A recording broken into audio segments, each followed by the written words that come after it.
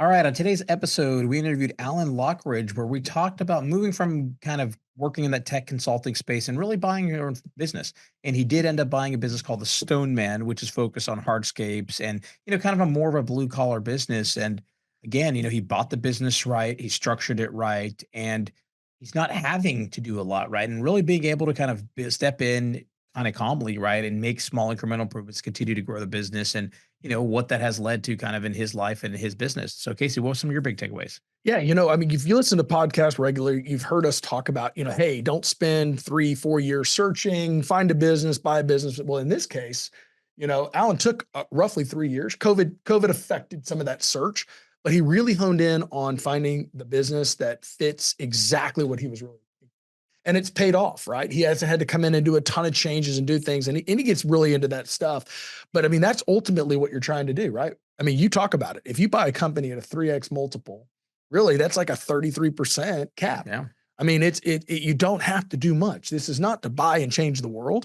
It's to buy a business, get the cash flow coming in, and maybe buy that second business or third business. Let that debt burn down, right? Yeah. You don't have this urgency to grow revenue, 30, 40%. And so now, Alan's sitting fairly comfortably and can start to really kind of empire plan, right? Figure out, okay, what does that next acquisition do? What does that look like? He's not stressing the day to day. And so sometimes taking that long road and focusing is just the fact of it is that we talk about is you got to make a commitment. You got to engage. And when you find that deal, you got to be ready to move. So he had everything lined up and ready to move. So anyways, I think it was an amazing podcast. I thought it was really good for what we covered. All right, let's get into it. Hey everybody, it's Feras and would love to see you at our upcoming M&A Launchpad conference in Chicago, October 26th. At a conference, we talk about what it looks like to value a business, how to buy a business, how do you manage a team, right? And ultimately, we're big believers in the buy then build concept. So we're going to have one of our friends, Walker Dybel, the author of Buy Then Build there, as well as one of our keynotes and many more. So we'd love to see you there to kind of get exposure to the space and network. All right, on today's episode, we have Alan. Alan, welcome to the show. Thanks, guys. Appreciate you being here. Yeah, great to have you. So Alan is with the Stoneman. I love the name, but before we go into the name of the business, let's talk a little bit about you, Alan, and kind of what you did prior. Sure. Prior to buying the Stoneman about 4 years ago, I had a career in mostly consulting services, but generally always with small companies. Along the way, the companies I was with I had one that went IPO 20 some years ago, and several of them have been acquired by larger businesses. The most recent one was acquired in 2015 that I was with. I had a small equity stake. I'd been there for about 10 years and helped grow that business. And then once the new firm took over, it's kind of an international brand. Just wasn't a good fit for me, so I decided it was time to move on. And through a couple of relationships, got into business acquisition opportunities, and it kind of came this route. All right. So really quick. So, I mean, I think you did technology consulting, right? Because a lot of listeners may be in that similar, but what kind of, what exactly were you doing? Were you doing project management? Were you doing development? I mean, that's kind of a very broad space, but just so people can relate. Yeah. I mean, over 20 years, I did quite a bit. I did some technology back in the early part of my career, but really moved into strategy development, and then worked with different CIOs and chief scientists in certain organizations, and then also got into, quite frankly, a lot of M&A work in financial services. Got it. So you were introduced to M&A through your career. Yeah, right? Yeah. So what takes somebody that's in technology and then going, hey, I want to go to a boring blue collar business? So what's that shift? Well, I think, I have a engineering background, and so kind of getting out of big corporate was really the shift. I think construction was just the right piece of it. Fundamentally, though, I do think the business models are quite similar in the sense that in my prior career, from a sales perspective, I sold, human services, right? Skilled capital, and before it might be doing development or doing strategy or doing project management, and now it's stonemasonry and carpentry. But ultimately, it's really selling skilled labor and their talents, just a different type of skill. Yeah. So, but really quick though. So, I mean, most people, right? 20 years corporate America, you've had multiple exits, et cetera. They stay that, right? What ultimately, what made you realize, hey, maybe buying your own small business is the path you wanted to do? And, did you get exposure to it through a friend? Did you happen to go to an event? A lot of people kind of stumble into it at first because they don't realize that's an option, right? And so was there something specific that you ran into that helped kind of give you that visibility? Yeah, I was never a founder on any of those prior companies. It got in some at early stage and a couple of them, but never a founder. So that was sort of the part of it, wanting to kind of take the lead there. Mhm.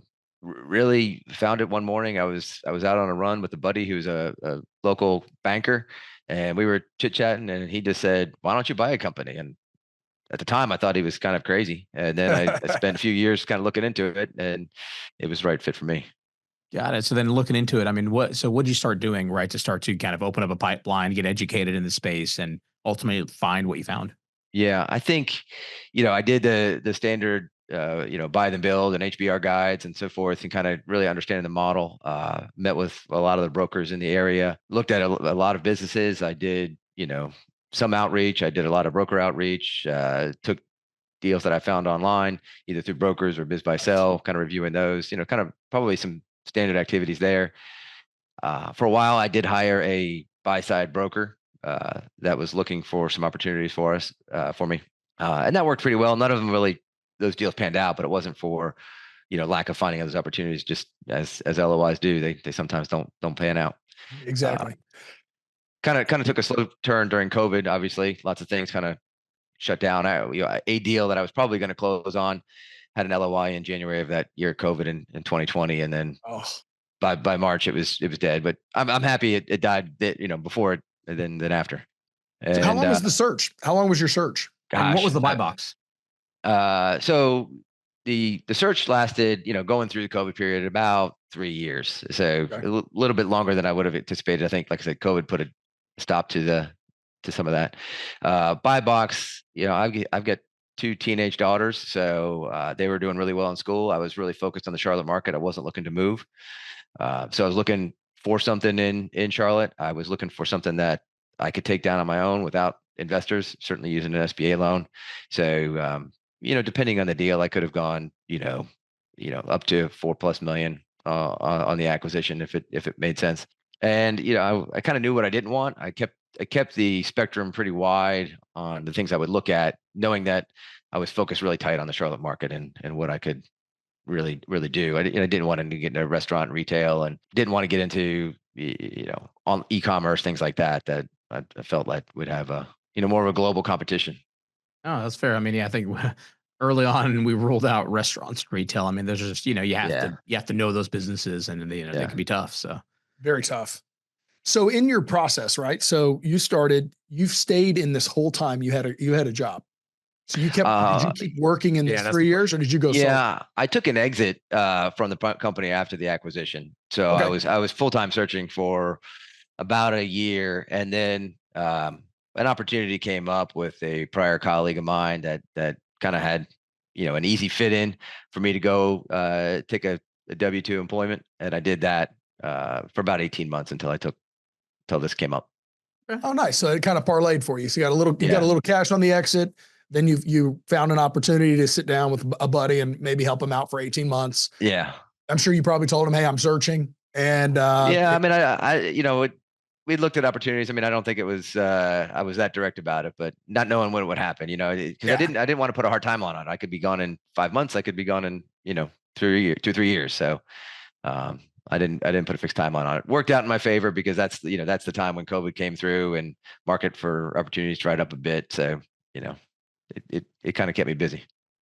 So when you were going through your search, and then Yeah, let's go search and then let's go after post close. Cause I really sure. want to talk about I know we all talk about search, there's the books, there's all this stuff, but man, what happens now it's closed, right? I mean, Yeah, that's where the fun part I would starts. agree. Yeah, Yeah.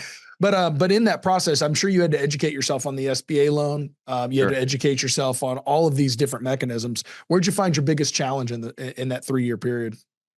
Gosh, I mean, I really just think ultimately it was getting quality deal flow and just trying to really, shake all the trees and get that. I think that, some brokers post on Biz by Sell, some don't. Most don't have, a regular flow or email or of new deals. So it's just really kind of keeping up on that. I did talk to a couple of business that are off market, and I know you get different opinions on doing off market deals. My struggle was that they were just completely unprepared. Yeah. Books were a mess, and that selling doesn't just happen, right? It's a process to get prepared to sell. And people, our first acquisition together was a off market, and it took 11 months to close because we had to clean the financials up. We had to get the QV. I mean, it was a lot of work, but I've done that in a career path, right? So I was okay with all that. Yeah. But if I was just straight searching, no. I like to let Casey do that hard work. Yeah. He made it seem easy to my that's the part. thing. If the books aren't clean and ready, and they're not, and then you're trying to go through the loan process, and the banker's asking for, reports, and the seller is saying, yeah, I can get you that in 2 weeks, maybe. And you're like, I just need a P&L from last month. Yeah. And especially if it's your first loan too, right? Like we've collectively done a ton, and whenever a lender's asking a question, we typically know why. So what are they looking for, right? So you can, shine the best light on it. And so, it can be tough. So then I guess, how did you find the Stoneman? And ultimately, was it, from the get-go, you're like, this is the one? Or, was it something that you stumbled across, you kind of shrugged it off and looked back on? I mean, how'd that come about? So it popped up on the market through a local broker here in Charlotte. And I think I saw it on a Tuesday, maybe first day it was out there. Reached out to the broker and set up a meeting. We did a Zoom call, and we're about 45 minutes into the Zoom call, and he's kind of working through it. And I said, yeah, he was not disclosing the name of the company at the time. He's just sort of, kind of re-vetting me, although I've talked to that group before. And I said, this is Stoneman. And he said, yeah, how did you know that? I said, well, I know the owner, and they put in my pool and backyard 3 years ago. Oh, cool. So I had known George, the prior owner, at that time, probably for about 6 or 7 years. And they had done a project at my house. So I was a customer. And I also, through some other relationships, knew one of the sales designers here, knew the project director. So, that helps out a lot, a better fit. Yeah, that helps out a lot. The relationship's like the hardest part, right? Or one of the big things. And the credibility. I mean, do they do good work, or is it all smoke and mirrors? I mean, that's right. So, I mean, it kind of, it was a little bit luck. He was being discreet about selling it because we had some mutual friends that, some knew that I was searching, but nobody knew he was selling. If we would have both known that, we could have cut out the middleman, so to speak. But that was it. And then I think I met with the broker on Wednesday and put an offer in on Thursday and closed 60 days after. So 2 days later, after they listed, essentially they had an offer accepted. Yeah. Probably the fastest I've seen a business. You see that on the commercial real estate side, kind of, but not on the business. It was 3 years in the making. It was all of a sudden you're like, I know the guy, I know the business, I know the quality work, and I guarantee, I guess you guys came up to a deal structure. So did he sell or carry anything? Yeah, walk us through the deal, and then, was it contentious on pricing, or was it everybody kind of aligned on how to value it? It wasn't contentious on pricing. Like I said, doing this for 3 years in the Charlotte market, I had a pretty good feel for what things were going for and what the opportunity was. That doesn't mean the seller has that same feel. That's the problem. Right? He did not take a seller note. They said that from the get-go. He wasn't interested in a seller note. And because I really knew him, and we've got a lot of mutual friends, I figured there's a little bit of social capital there to go into that. So I was willing to forgo that, knowing a bit of a risk, certainly on my end. But yeah, I mean, I put the offer in, pretty much right away on the base numbers, and the broker said, well, you haven't seen all the tax returns yet. And I said, well, I've seen the sim, so either the tax returns match or you're not telling me the truth. So we'll figure that out later. Yeah, exactly. It's just you're putting the offer in to say, hey, I want it off the market because this is the one I want. Yeah. So if what you're telling me is the truth, then we're good. If you're telling me it's not the truth, then we'll deal with that later. Yeah. And so what was the multiple? And then were you guys aligned on that, or was there a little bit of kind of tit for tat to get, obviously the seller carry is one thing, but at least pricing, was it pretty quick? Or sometimes that can get complicated for a lot of different reasons. Yeah. The pricing, we were, at a 3 year average, we were about right at 3, but on the prior year, it was probably about a 2.7, 2.8 multiple. Nice. Yeah. So there's not much to argue there. You're buying it right in the pocket. Yeah. It was a fair price. He was comfortable with it. So that part of the negotiation really, well, that's what the middleman probably did you a favor on, right? They level set him. I mean, sometimes you see where the broker's saying, hey, I can probably get you a 4.5, 5x. And then it's, you as a buyer have a much bigger gap to try to bridge Yeah. and reset. So that's True. good. If you would have been direct with him, he may not have understood the multiples, and that means Yeah. the broker did his job.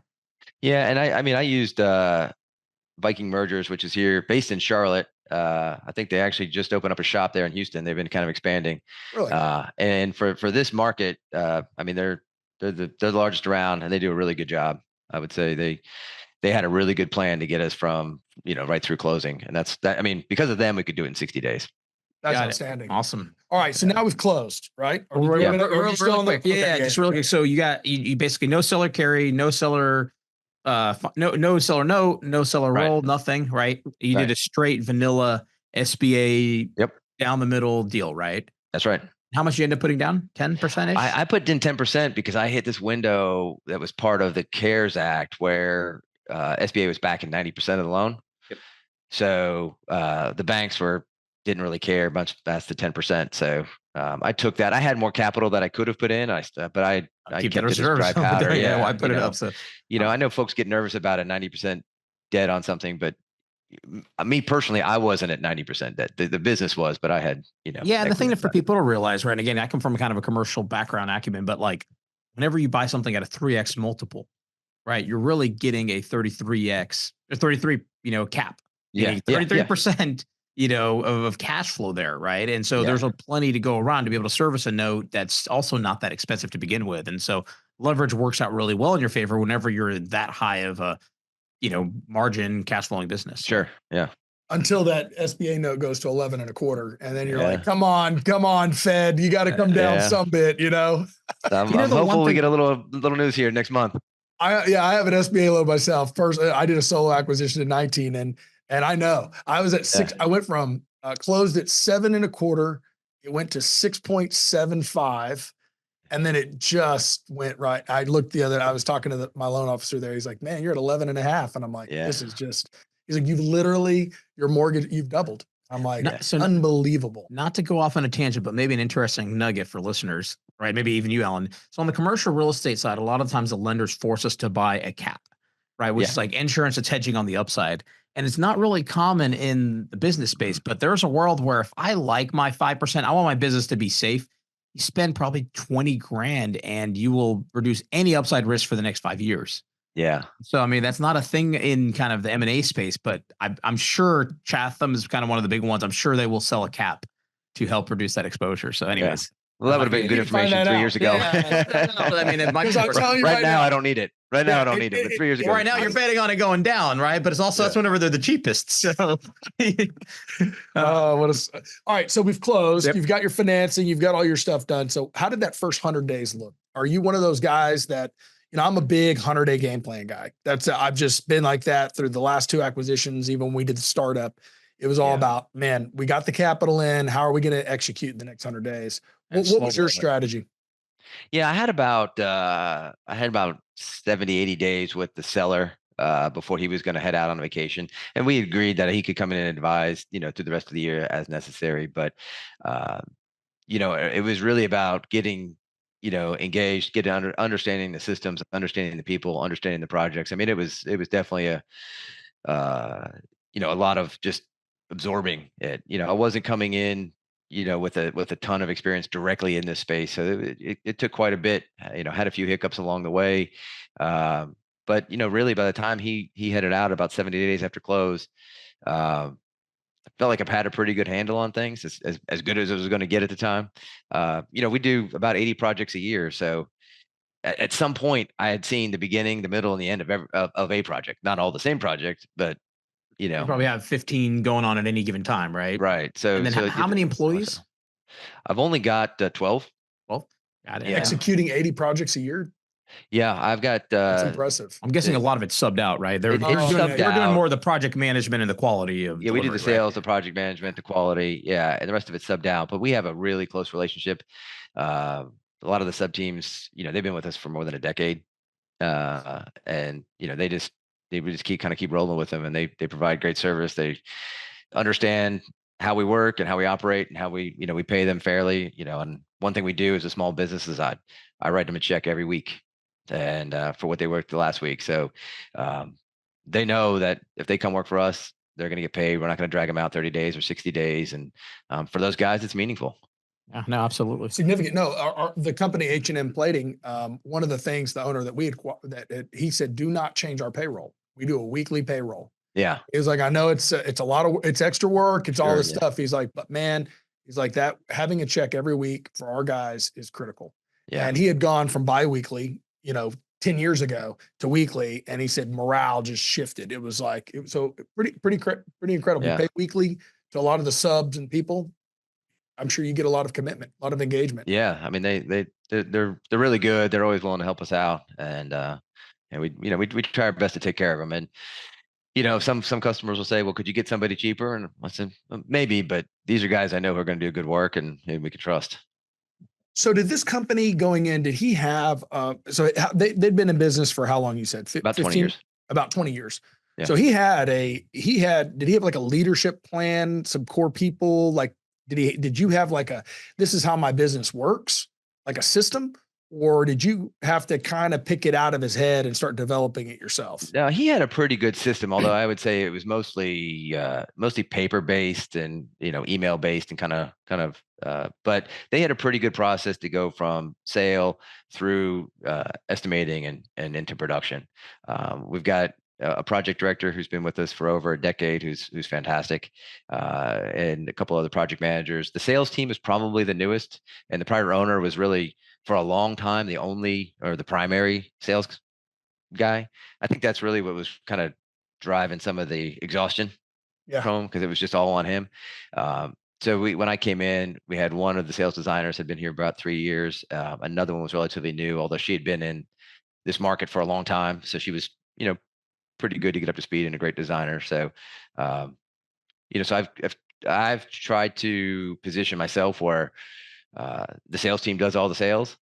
I tell them I only pick up things that come in that are out of the norm for us, or maybe they're technically complex or something like that I'll kind of jump in, or a personal relationship, I'll jump in on. So did you step into buying it initially saying, hey, there's deficiencies in these areas, maybe sales is one of them, and these are the improvements I'm going to make? Or was it more so, you just knew it was kind of ho-hum, and if you left it as is for the first year, that's not a problem, right? You didn't feel the need to go make big changes. No, you just slowly iterated. I mean, what's been your approach? Yeah, I didn't come in feeling like I needed to make wholesale changes, to be honest with you. I mean, there's some, having a technology background, understanding that there was some things I wanted to convert. I knew the marketing I knew the brand was strong in the market, but I know the marketing was really not robust.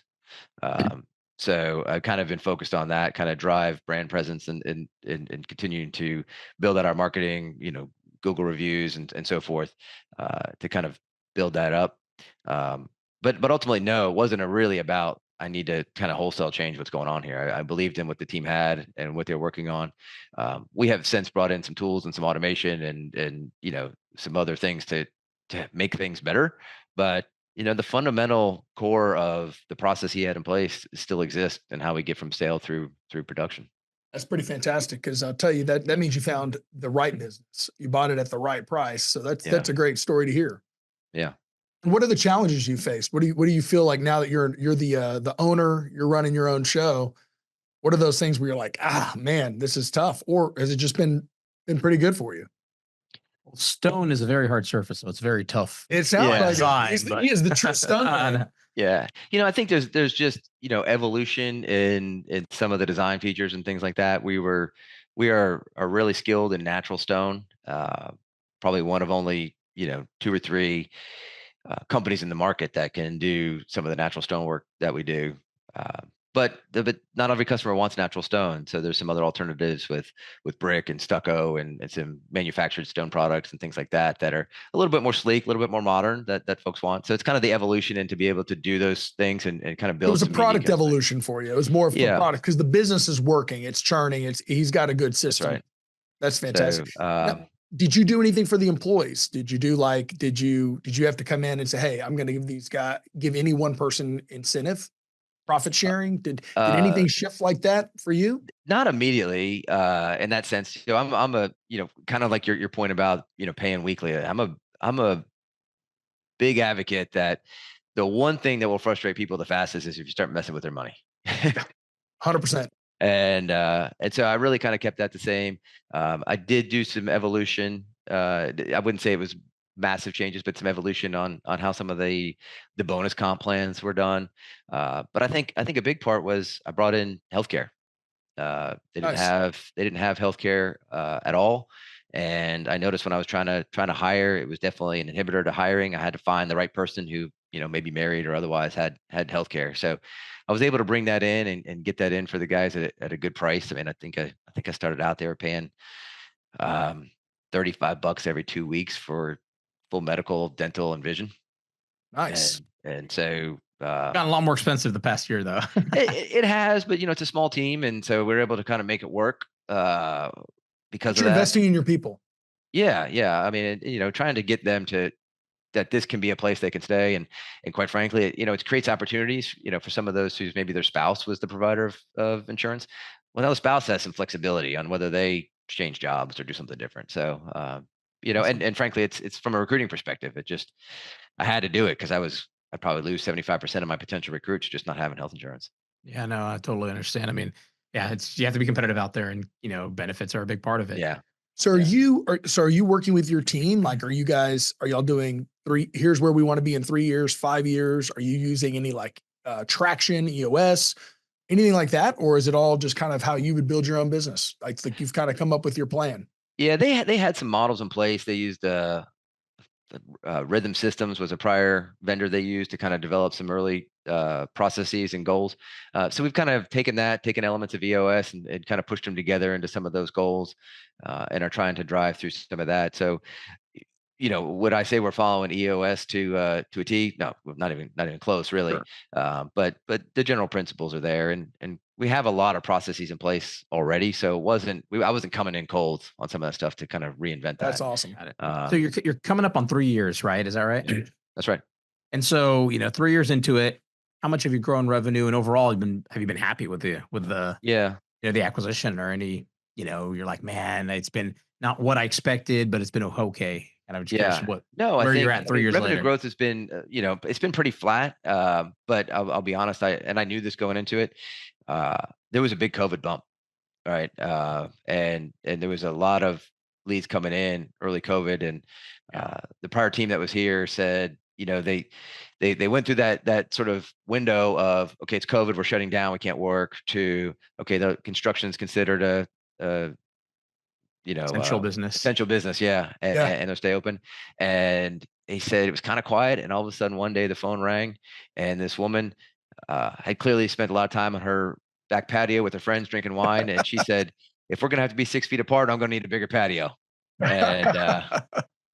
And so that kind of was just the start of just kind of gangbusters through that time. So there was a lot of pull through, right? People who were going to build pools and outdoor spaces in a year or 2 years or 3 years probably pulled them early. Got it. So I think we've done pretty well to hang flat right now, especially this year. I know we partner with a lot of pool builders. I think pool building's been cut in half. We're seeing other vendors go out, so we're Is staying it pretty interest flat. rates? Are you feeling it's an interest rate thing? Because I know that the home equity line of credit, it's all Yeah, relatively I think pricey. you kind of got a little bit of interest rates are certainly part of it. I think that some of the pull through, so some of the projects have been done earlier and people have already completed. I think that you're not getting a lot of movement in real estate, and so people who might be moving in and then doing something new to their backyard aren't really moving that much. So you get some stagnation there. And then the other part is just, frankly, the election. I think some people say, I just want to wait until the end of the election. And I kind of argue, I'm like, whoever wins, does that really matter whether Yeah, I know. So upgrade you your hear that a backyard? lot. I'm But just like, what is? We were talking about it I yesterday. got an email from a guy I've been talking to about his company for, probably about a year. And he yeah, was like, let's talk after the election. And then he gave me like 7 like little dot. yeah, I don't know what that meant. I didn't know how yeah, to call him and be like, what does that mean? But it just Well, he means gave you 7, so that's an odd number, right? yeah. That So seems right. usually yeah, a I was good reading sign the for- dots. yeah. I always do. Yeah, so I don't know. I mean, I don't know why. I think people just feel a sense of uneasiness for whichever direction things may go, and they just want that to settle out. And so we'll pick back up here, and I expect a much better year next year. I think once things settle out in that direction, and hopefully we Got see it. a little bit of forgiveness in interest rates, and a little bit more movement in the market. Yeah, I just got off. I'm a follower of a group called ITR Economics, and just got off one of their webinars. They had a good 2 hour kind of like you pay $300, Yeah. get to watch the presentation. very bullish on 25 and 26 and 27, just in these, very bullish on the economy. No matter, not even about who the president is. So we'll see if they're right, but they report like a 95% accuracy in 1 year of their economics. They've been in business since the 40s. So I was like, man, I've been following these guys. I'm like, wow, let's just see. I'm hoping. Let's go. Yeah, I'm hopeful. So we're in a spot where I kind of estimated we'd be in this year, but the first half of the year was great. We crushed it. Second half will be a little bit flat, but I forecasted that. And, I think to your earlier point, Feras, about just the, buying in at the right multiple and kind of keeping things steady. You don't have to blow it out of the water. Yeah. So no, that's awesome. If you buy it right, life's a lot easier. So it makes a big difference. Awesome. Yeah. All right. Well, let's go ahead and get on to our rocket round. So this is where we ask the speakers 3 of the same questions. So Casey. All right. So Alan, what do you like to do in your free time? I do a lot of running with some of my friends, and we typically do long distance relays. I've got one coming up next week, the Blue Ridge Relay. It's a 210-mile, 30-hour adventure. Wow. Where we're going to run through the mountains. And so you're an ultra guy. Well, I'm not. Well, my net will be about 25 miles over 4 runs during the weekend. So we kind of run in succession. There'll be 9 of us. We just kind of rotate through, and we start Friday morning, and we keep running through the night. Yeah. See, give me and Casey a mountain, we'll climb up mountains. But running is a whole. I don't know. It's kind of a blast of a weekend. It's challenging. But this will be on this course. This will be my 8th running, and we've done a couple other ones. Hood to Coast out in Portland a couple years ago. So they're called relays, huh? Yeah, it's a relay. So you just take a van and you let one guy start running, and you leapfrog, and you get up there. And when he's done his leg, he hops in the van. The next guy moves on. So we'll see, but they do it in the mountains, and so he's looking at what other stone options are out there. So it's all a business expense at the end of the day. Right. And sometimes you get the downhill, sometimes you get the uphill. Yeah. All right. Next question. What's been your most memorable moment in your business journey? Most memorable moment, I think that first day was one thing that really hits me. The seller met with the team on their standard Monday morning meeting and kind of gave him the update that he had sold the business. And then I came in with my wife about 30 minutes later, and you're just kind of standing in front of this group, and they're a little bit shell shocked, and you're a little bit nervous, and you're just trying to get through that. But the team's been fantastic. So that's awesome. It worked out. All right, last question. So what's your favorite tool or resource?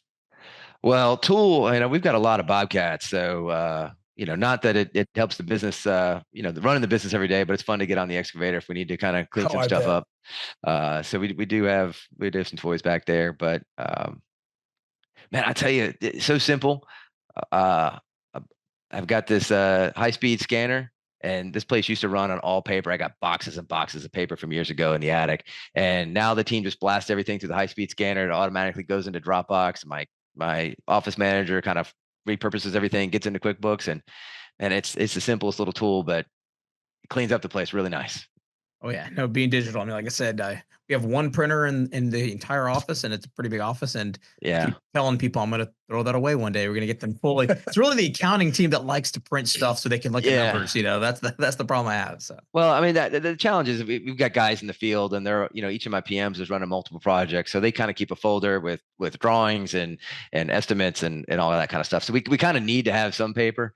But at the end of it all, it just gets all filed electronically, and it's just great because now they've got the ability to go back on old projects and review photos and estimates and all kinds of stuff together. So simple tool. DocuScan? I think DocuScan. That's the system we used over at H&M. DocuScan. No, this just it files it right into Dropbox, and then it sorts out. Build into the printer where it'll just drop it in.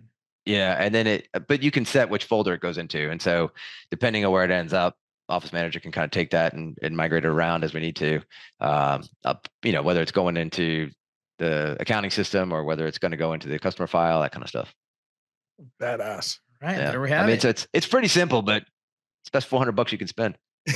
Hey, money well spent. Sometimes it's those simple things people don't realize. But the problem is the buying it is easy. It's forcing people to build a habit after that. So yeah, they're pretty used to me now that I don't keep much paper around. I'll use it and then scan it or toss it, but yeah, so we're now almost 4 years worth of completely paperless at the end versus the old file cabinets that used to sit around. Awesome. And then when you get bored, you go out and you run around on the Bobcat. So I don't blame you. We do that sometimes too. All right. Perfect. Well, Alan, no, definitely enjoyed it. How can listeners get a hold of you? Sure. They can reach out to me right at my Stoneman account. It's Alan, ALAN, at stonemanrocks.com. STONEMANROCKS. I So love it. Perfect. yeah. Hey, I Alan, haven't been able to buy the Stoneman URL. I've tried to reach out to that guy a couple of times to buy it, but he won't respond. He's going to keep it for a while. No, I used to do a bunch of domain flipping back in high school, so I know It's how underutilized, which how that frustrates me. business He's not even using it, and his brand name is different anyway. So Crazy. Sometimes yeah. cool. All right. Well, we'll call it a wrap. Alan, thank you very much. Really appreciate it. And Very much listeners, enjoyed it. I'm sure there's tons of information. Sure. Thanks, guys. Appreciate it. Thank you for listening to the M&A Launchpad Podcast. If you've enjoyed today's podcast and would like to support us, please leave us a rating and a review after you listen. I'm Casey Minshew, and I look forward to talking with you next week.